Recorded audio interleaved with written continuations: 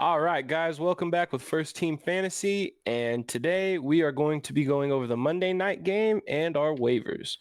So the Cowboys went into SoFi and took down the Chargers 20-17.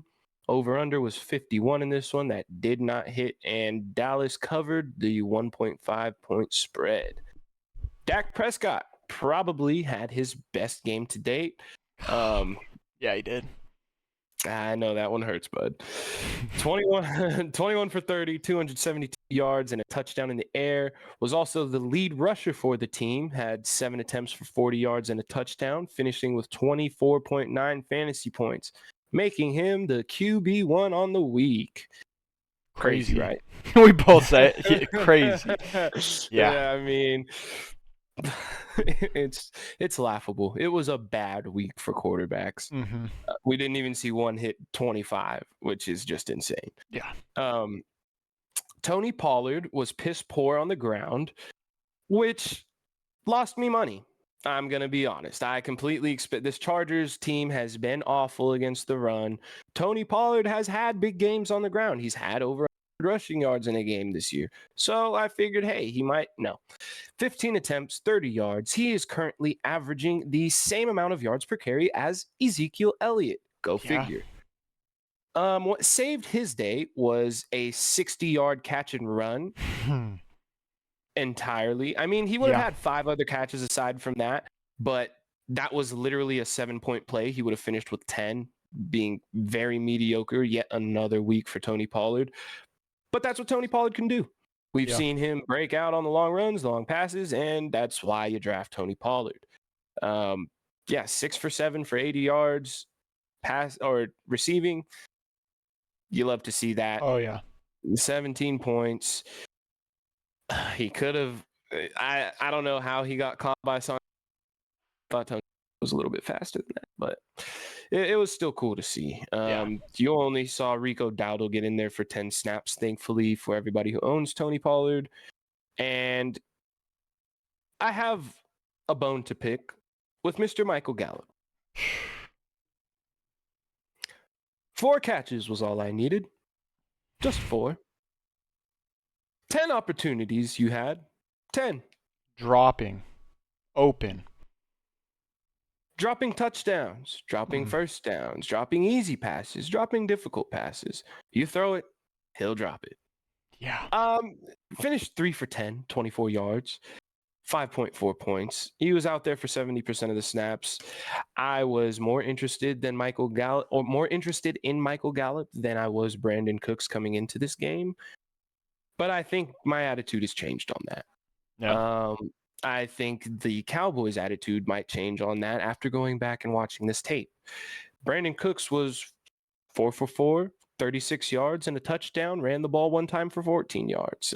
He was clearly a lot more effective out there than Gallup was. Came through in the clutch, got them the touchdown. I mean, Brandon Cooks moving forward, I think if you can go out and get him, he's definitely a good bench stash kind of piece. Yeah. But I'm not necessarily excited to start him given that this was his best game. And he has not had over double-digit points yet this year. So we'll see if this continues, but I'm definitely moving on from Michael Gallup after seeing him only be able to bring in 30% of his targets. CeeDee Lamb, on the other hand, like Brandon Cooks, was perfect. Caught all of his passes, 7 of 7 for 117, gave you 18.7 points in PPR. I mean, I figured that this would be the game that CeeDee Lamb was going to pop off. The Chargers' pass defense sucks, and they couldn't hold him. They couldn't hold a light to CeeDee Lamb. It was great to see. Yeah. Jake Ferguson, on the other hand, I don't know what has happened, but that hype is dead. He got 1 target, happened to catch it for 15 yards, but I mean, he's out there for 86% of the snaps. But I don't know anymore. Like, this is the 2nd week in a row that we've seen just a poor performance from Ferguson.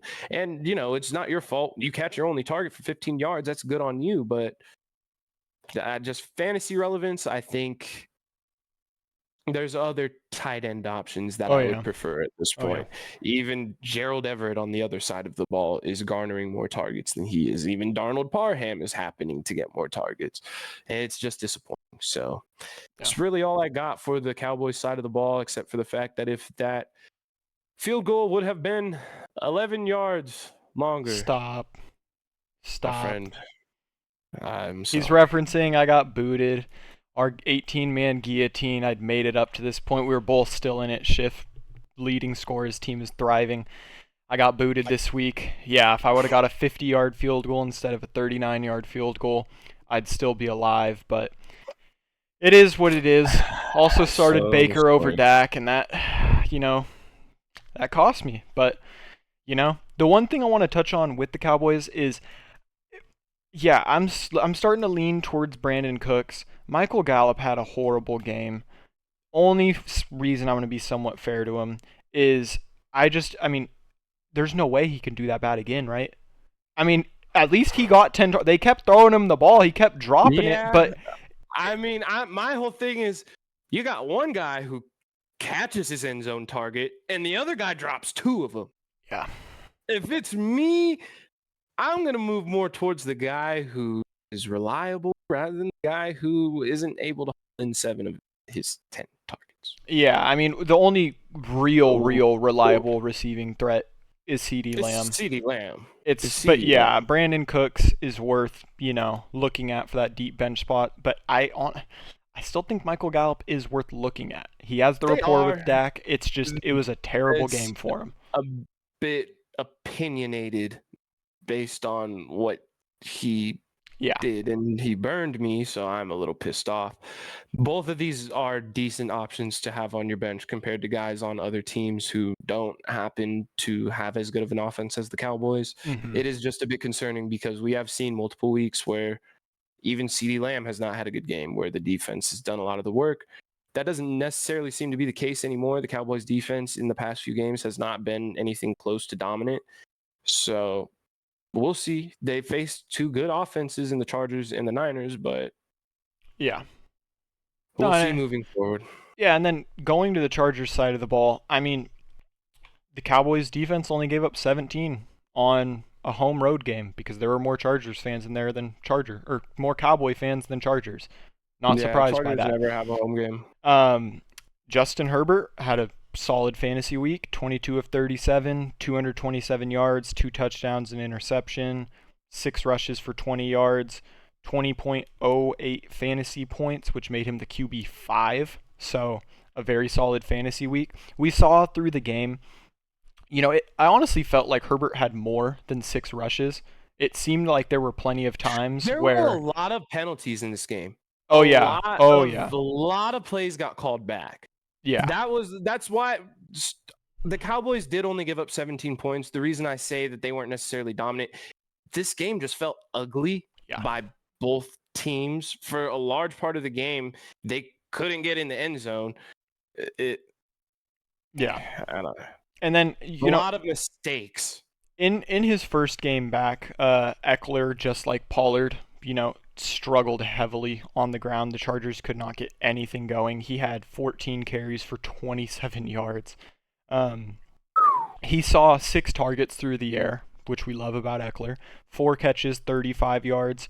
Finished 10.2 fantasy points. I mean, thank you for the receiving, because if that didn't happen, it was abysmal. He played 68% of snaps. Again, his first game back. Eckler's going to hit stride. The Cowboys... He should have had a walk-in touchdown, but Herbert threw it behind him. And shoulda, coulda, woulda, but that's just one of those things. He's going to be in the end zone more often than this week. Obviously, this was not a good week. Yeah, and then, our third of kind of the 3-headed dragon in Los Angeles for the Chargers is Keenan Allen. 7 catches, 85 yards, 11 targets, a touchdown, 21.5 fantasy points. Close the book. It's Keenan Allen. He's without Mike Williams. I mean, he's not going to have any off weeks. If he does, his floor is so much higher than a lot of people's floor. I mean, he's a bona fide wide receiver 1 on your fantasy team at this point.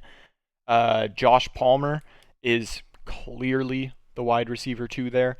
He finished the day 4 catches, 60 yards, 7 targets, 10 fantasy points even. I mean, not a crazy good game for him, but I mean, you picked him off the waiver. You didn't even have to use a draft spot on him. So I like Josh Palmer a lot moving forward, especially when... And I like the targets he's getting too. Like, he had a target in the end zone, almost got a touchdown. It's going to be good for Palmer. Quentin Johnston, on the other hand. Yeah, and that's what I was going to get into is, when Williams went down, it was, they used the high draft capital on Quentin Johnston. Palmer's going to be the number 2 for now. How long will that last? Seems like for the foreseeable future. Quentin Johnston was out there only 48% of the snaps. He saw 2 targets and goose-egged. It just... Yeah.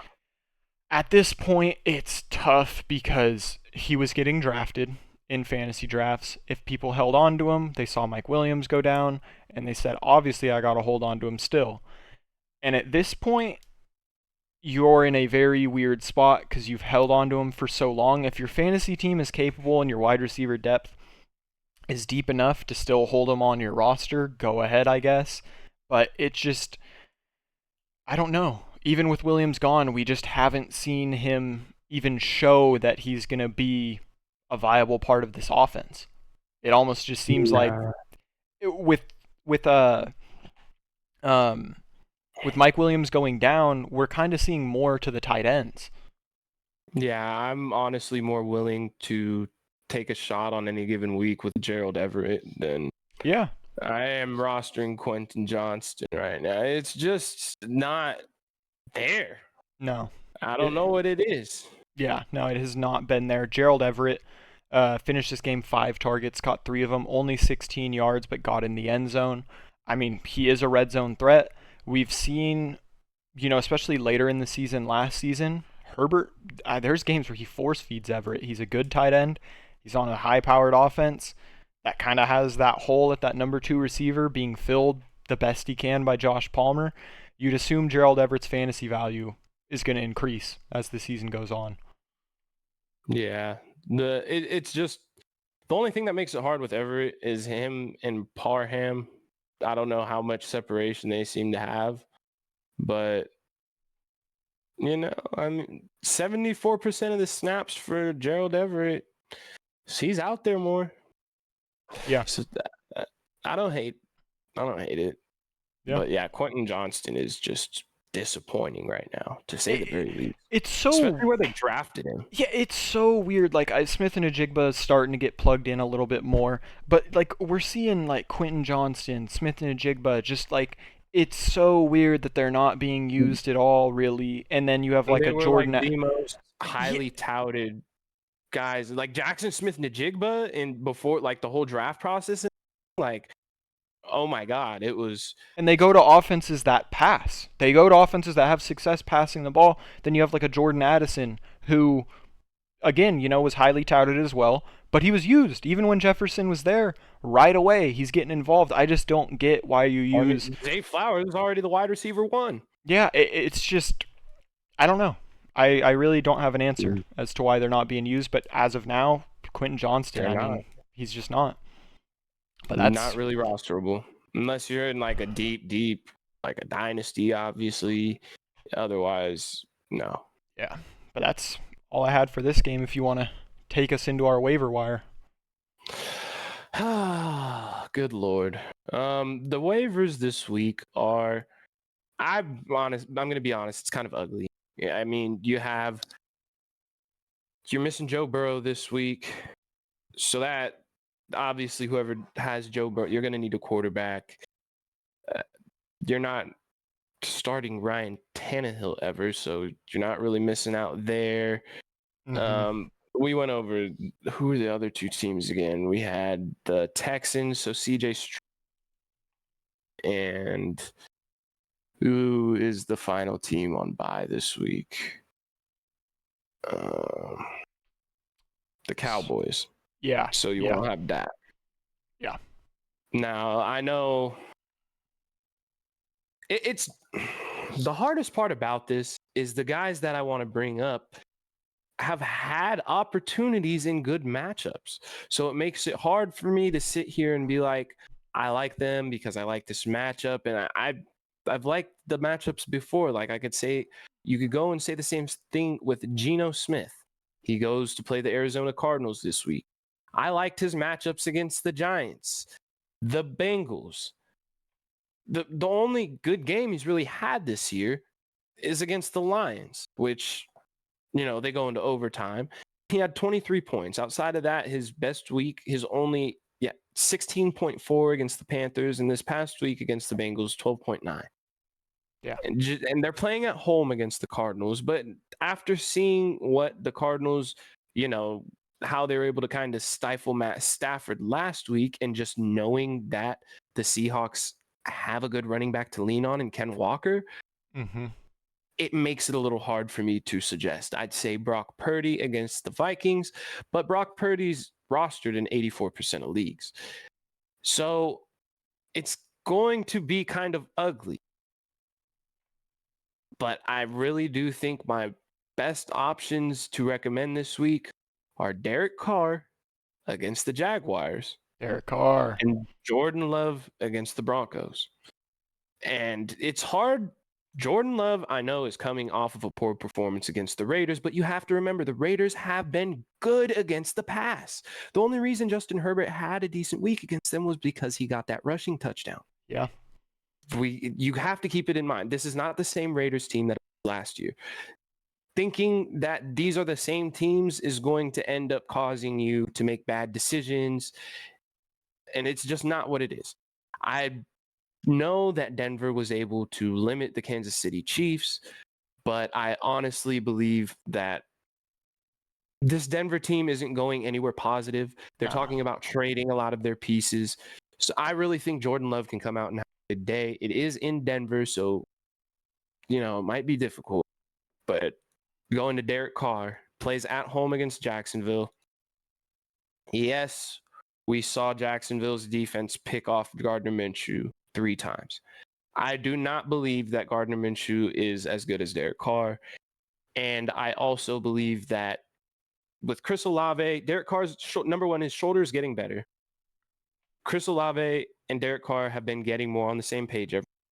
Alvin Kamara is out there for the automatic dump offs. You still have Michael Thomas, and lo and behold, Rashid Shaheed is an excellent deep threat. The Jags have had tough defensive performances. They limited the Chiefs to under 20 points. They beat the Bills in London. But I have faith that Derek Carr will be able, if you need to stream a quarterback, he's probably your best option this week, only rostered in 28% of leagues. Yeah, and I want to know, when we go over these waivers, obviously, we want to have different guys for our waivers. So Derek Carr is obviously a really great option. To me, at least the safest option who's available in a lot of leagues is Sam Howell, someone that Schiff knows I was not high on coming into the season, and he's he's proven me wrong. He's the quarterback 12 through 6 weeks. He's still only rostered in 40% of leagues. His worst game, he only has 1 game below 16 points fantasy-wise, and he takes on the Giants. And I know Josh Allen just struggled against the Giants, but I don't think Sam Howell will. It's just one of those things where if you have a QB on bye and you need someone to plug in, Sam Howell's probably available. And again, only 1 game below 16 points. I would feel comfortable starting him. Yeah, it's actually funny looking at his stats right now. I guess I could say if you want to start a defense against the Washington Commanders, they've given up at least 4 sacks in each game. Yeah. 6, 4, 9, 5, 5, 5. 5 in the last 3. And the Giants defense was getting pressure on Josh Allen. That was the Giants defense came to play on Sunday night. I think they're going to go ahead and they're not in, a tank situation. They went out and paid their quarterback a whole hell of a lot of money. They paid Darren Waller. So they need to win games. So I think, I know it's getting a little off topic, but just looking at those looking at the sack numbers for him, I do believe that is a decent option. But yeah, I like Sam Howell a lot. He's had games where he's been able to run the ball as well. Not the last one. He only had 4 attempts for 3 yards, but we'll He see. has that upside. He does have that upside. That is a possibility for him. Going into the running backs, Derek, I think I'll let you start with this one because you have probably the best option for this week. Yeah, it's the most obvious one. It's Kareem Hunt. You know, we saw when Nick Chubb went down, obviously it was just Jerome Ford, Pierre Strong. Then they decided to sign Kareem Hunt, and then we wondered, how much he would bite in to Jerome Ford's workload. Well, his snap count has increased every week he's been on roster. Went from 20 to 22 to 37. We finally saw him have some real success against the Niners of all teams. 47 yards on the ground, a touchdown, saw 3 targets, caught all 3 of them, 24 yards, 16 points. I'm not saying, I don't think he's going to take over the backfield by any means, but when I'm looking at the running backs available, who's going to have the most opportunity for success and, a good amount of workload, Kareem is probably at the top of that list. He's only rostered in 45% of leagues, so he's 50-50 shot just about he's available. If he is... Why did you write that down? What? That he was rostered in 45. It's gone up 2% since then. There you go. People are adding him. Yeah. I mean, you got to go out and get him. People are adding him already. Yeah. I just thought that was funny. I was like, oh, wow, it's already gone up 2%. That's crazy. Yeah, I don't know who's playing in a league where you can pick up guys on a Tuesday, but I'm going to digress from that. But, I mean, if he is available, he is like the top fantasy running back, I would say, to pick up. Because unlike some of these other guys that I will unfortunately have to bring up, not only is Kareem Hunt good for this week, he's probably going to be a solid option for the rest of the year. Yeah. Why? I mean, he might not get the lion's share in that backfield at any point in the year, but when Nick Chubb was there? Yeah. And we still liked him, right? Mm-hmm. Right. So, I mean, I like him just due to the fact that he's not a rental. Yep. And a lot of these guys are rentals. And if you need a guy that, you might need to lean on one week because, like I said, there was a week where I didn't have Jahmyr Gibbs. I had to pivot to Latavius Murray. This is a much better option. Oh, yeah. And this is a guy that you can have on your roster. The bye's already gone. So every single week you will be able to at least throw him in there and know he's not going to zero you. So I do like him a lot. My first option that I'm going to bring up, it's very tough because this guy's a rookie. And then not only that, they go out and they sign Royce Freeman. They go out and they sign Myles Gaskin off of the Vikings practice squad. And they go out and they sign Darrell Henderson back to their own practice squad. So I can't confidently give this recommendation. It's a flyer. It could be a shot. Zach Evans, rookie running back for the Los Angeles Rams. He's being picked up like crazy, though. Like, that's the fact. He's one of the top. I mean, he ran the ball 4 times for 10 yards in the last game. Obviously, he did not get that much playing time because it was the Kyren Williams show. But as we talked about, Kyren Williams did injure his ankle bad enough to the point where they said he's already going to miss the next game. Yeah. They're going up against Pittsburgh, who, I mean, they're not the worst run defense. We saw Justice Hill get in the end zone against them. I'm reading right here, Zach Evans is likely to operate as the Rams' number 1 running back in week 7. Mm-hmm. And also, Ronnie Rivers is out as well. Yeah. But like I said, they've just signed 3 different guys. So definitely watching practice reports throughout. I'm not going out and spending a whole bunch of fab on Zach Evans in the case that they end up making someone else the number 1 running back. But it's an option. And other than that, seriously, the only guy that I'd be looking at is Craig Reynolds. We talked about David Montgomery. He is at least going to be missing 1 game. I don't know if they're going to hold him out until after their week 9 bye. I've heard that there's a chance they do that. And if they do, Craig Reynolds is going to get play. They're not just going. I think it was different when it was a 1 week thing with Jahmyr Gibbs. I don't know for sure. Obviously, none of us do. We don't know what goes on in the mind of Dan Campbell. Why the hell did they draft a running back at the 12th pick when they were going to pay a guy to come in and be the workhorse? I don't know. Are they going to use Craig Reynolds like they did Montgomery? I don't know. But I don't think they're going to, if it's an extended period of time, use Jahmyr Gibbs like that. He's already dealing with the hamstring injury. I don't know for a fact whether or not he'll be back in this next week. I think it's leaning more towards him playing, especially with Montgomery missing. But Craig Reynolds is more of the between the tackles type that the Lions clearly love to use. So I think for running backs, it's obviously Kareem Hunt, and then I'd say Craig Reynolds and Zach Evans beyond that.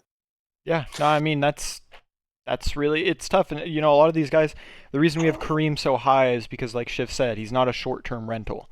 The worst thing you can do is if you play fab, throw a bunch of fab on a guy that may be the guy for a week, and then he just goes right back to irrelevance, and now you've wasted all your fab. So that's why. Yeah, and a roster spot, and it's like, and seriously, guys, the important thing, if you are picking up some of these guys, if you're picking up one of these guys to use them. Otherwise, you're just wasting a roster spot. Yeah, and wasting fab, wasting your waiver order. Yeah. Like, there's no reason to just stash guys to stash them unless your roster is built good enough to where you just have pieces for trade. Otherwise, if you're picking these guys up, use them. Yeah. Two other guys for the running backs that I didn't bring up necessarily because they're on bye this week are Devin Singletary from the Houston Texans and Tyjae Spears. We've talked about Tyjae, so I don't think there's too much more to say on that. Like, we know he's getting use every week. He's spelling Derrick Henry. He's the guy they like catching passes. But with Devin Singletary, we kind of saw a shift with the Texans in this past week. Devin Singletary got the bulk of those carries. He looked very good running the ball. And like I said, we've seen him be successful before in Buffalo. I bring these two guys up because while they don't play this week, that tends to mean people aren't really going to be going for them on waivers. Probably wait until waivers go through, go and add them for free, and you have a running back for the rest of the year that you could just pivot to. Yeah. With that, we're going to move on to the wide receivers. And I honestly believe you also have the best option. It's tough. Yeah, I have Rashee Rice. He's rostered 55% of leagues. So again, right around a 50-50 shot. The scary part about him is he's played over 50% of snaps one game. He just played 49% this past game, so very close. He's averaging right around 4 or 5 targets a game. It's just the one upside of him is he's a rookie. He's able to catch the deep ball, and he has Mahomes. So as the season goes on and he continues, and his catch percentage is very high. I think while being targeted through 6 weeks, 2, 4, 6, 7, he's not caught a pass that he was targeted for 7 times through 6 weeks. So he has a very high catch percentage when thrown to. And as Mahomes, the season goes on and they kind of figure out who are the guys he has the best rapport with, it's a very mediocre receiver room that Rashee Rice can easily climb to the top of, and he kind of is already there. He's getting out snapped by guys like MVS, Justin Watson. But then when you look, I mean, Rashee Rice, he just looks explosive when he gets the ball. He does well with the opportunity. It's just, and again, 4 of his 6 games from this season, he has scored double digits. It's a lot of them are just above double digits, but again, he's one of those. The other 2 are 4 and 6, and we've had weeks like that out of Devontae Adams. Yeah, Devontae Adams, Gabe Davis. It's just Rashee Rice. He's a guy where I'm like, when are the Chiefs going to roll him out 70, 75% of snaps? If he's doing this with 40 to 50% of snaps, what can he do with 70 to 80? And as the season goes on, like I said, who knows? But, I mean, his rapport with Mahomes is definitely growing. Yeah. The only thing that hurts him is, like, we know what the Chiefs like to do. Yeah. You could look at the box score at the end of almost every Chiefs game, and I can guarantee you, under receiving, you will see about 10 names. Mm-hmm. And I mean, you look at the last game, you have these are all the players who were targeted. Obviously, Kelsey, Rice, Pacheco, Sky Moore, Jerick McKinnon, Noah Gray, Kadarius Toney, Clyde Edwards-Helaire, Justin Watson, Marquez Valdez-Scantling. Yeah. Good Lord. Every single person gets the target on the Chiefs. And the thing that hurts the most, in my opinion, is when you have games where 11 of those targets, 11 of those 40 pass attempts go to the backfield. That greatly limits. I mean, you got 9 going to Kelsey. You can count on that most games. Probably about like 25-30% of the targets going to Kelsey. Yeah. And then you have about 25 out of the backfield, leaving about like 50 for the rest of the receivers and Noah Gray. So if he can continue to carve out his role and stay on the field, that's what we want to see, because we know he has the talent. He's proven that. Mm-hmm. But we just need to see him on the field more than 50%. Other than that, it's because, I mean, you could end up starting him and it's like, hey, guess what? It's an MVS week. Yeah. And you're burned. But no, I do like Rashi a lot. He's still probably my favorite option. I say that because we've talked about Wan'Dale every single week up until this point.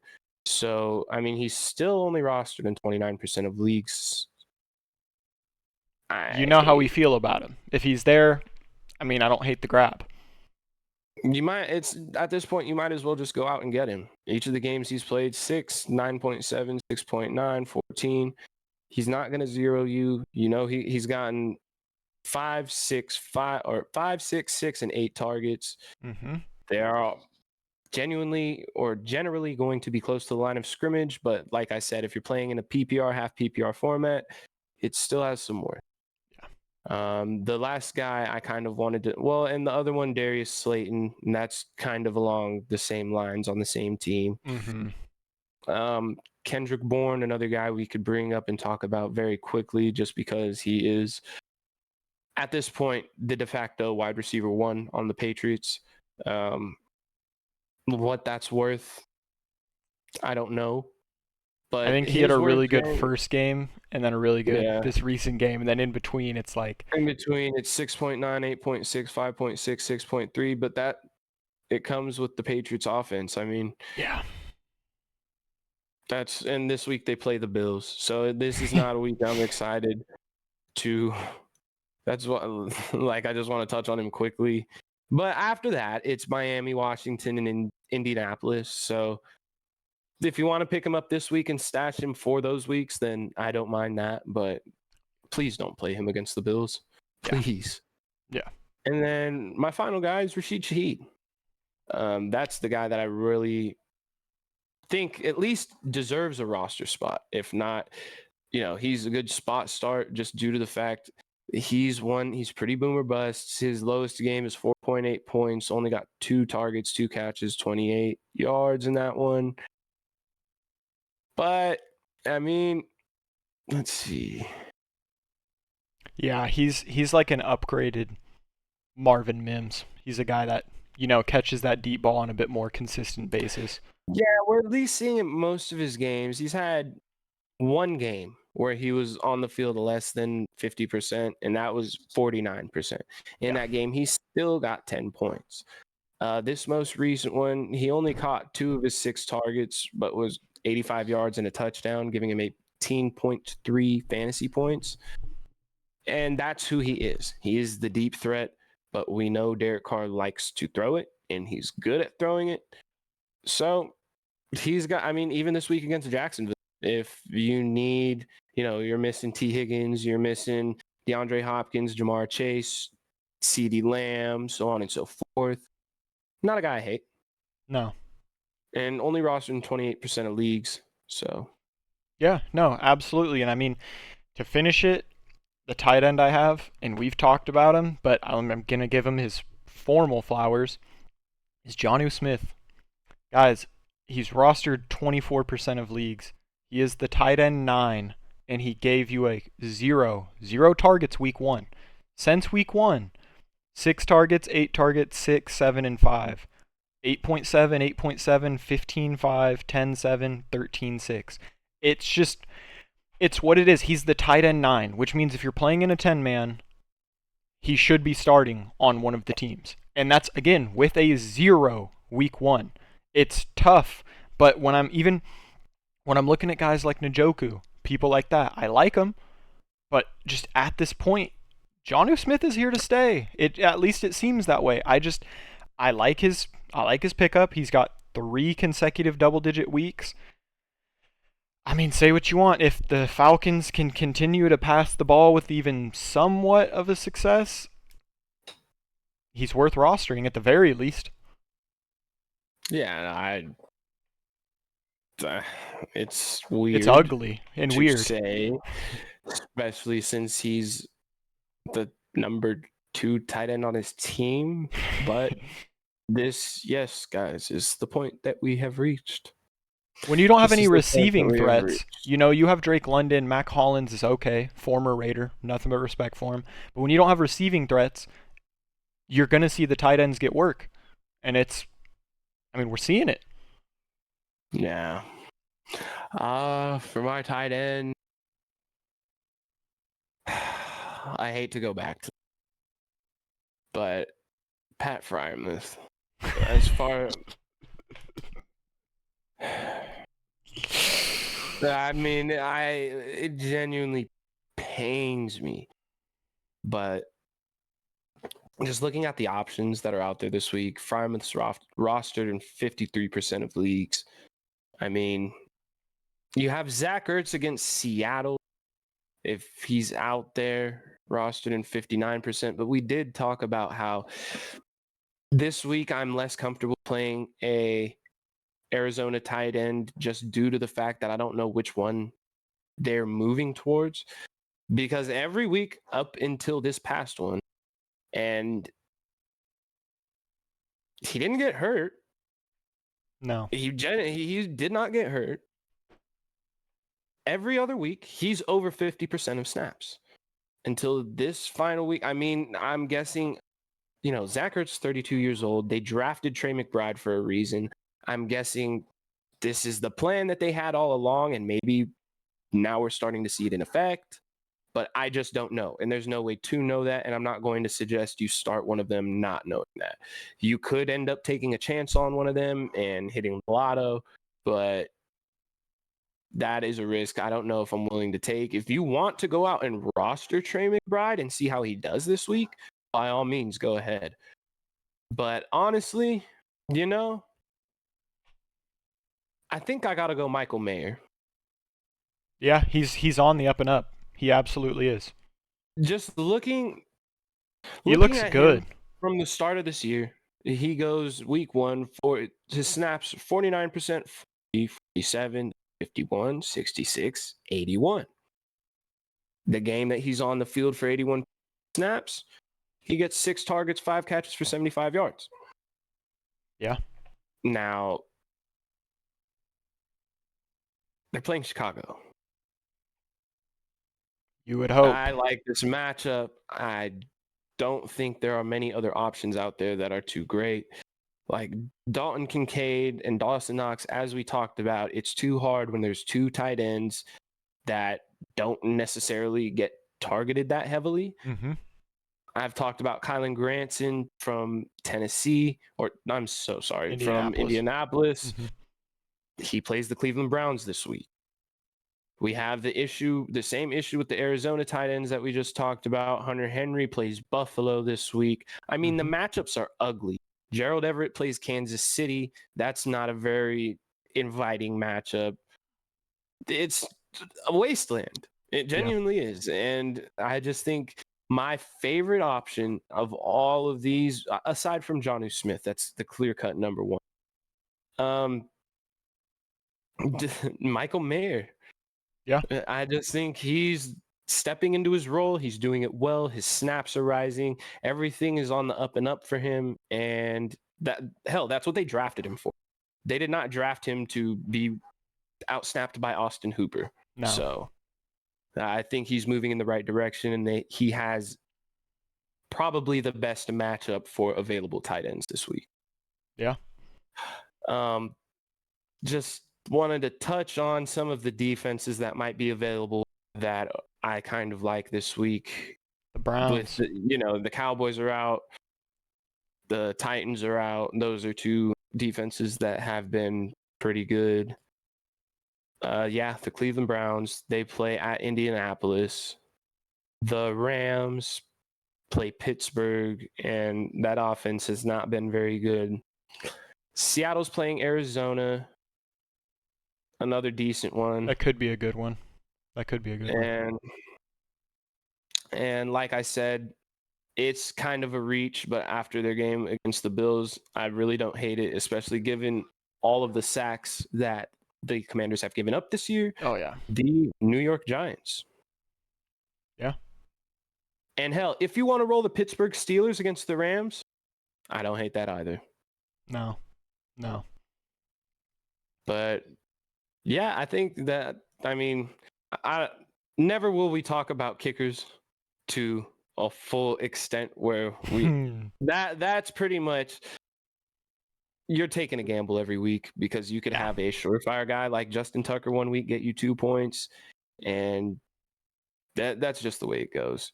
We should eliminate kickers from fantasy football as it is, but that's for another time, guys. This will be it for this episode.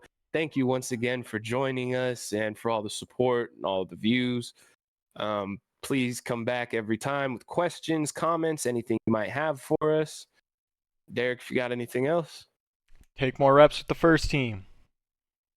Till next time. Yes, sir.